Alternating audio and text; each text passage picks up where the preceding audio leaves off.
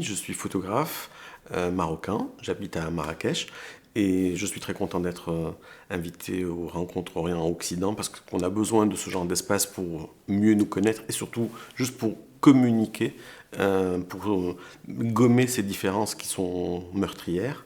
En tant que photographe d'un certain âge, je regarde évoluer la pratique de la photo et je me suis rendu compte que il y a une différence entre ce qu'on appelle la pratique de la photo dans le monde occidental et dans les pays en voie de développement, avec un désenchantement assez patent du côté des Européens qui vivent dans des endroits sécurisés, dans des endroits agréables, etc. Mais il n'y a pas ce désir de vivre, de se projeter. Il y a une peur.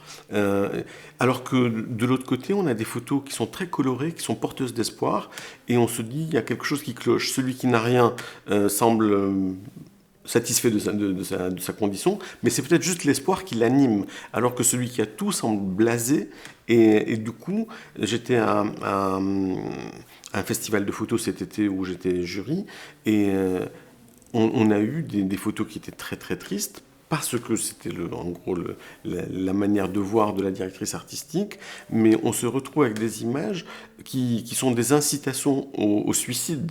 Alors que moi, ma position en tant que photographe, je considère que le monde dans lequel nous évoluons, c'est nous qui le construisons. Si on en fait une prison, ce sera une prison. Si on va en faire quelque chose de beau, ce sera quelque chose de beau. Donc j'essaye de participer au réenchantement du monde, parce que c'est important pour nous, pour les gens qui vont venir après nous.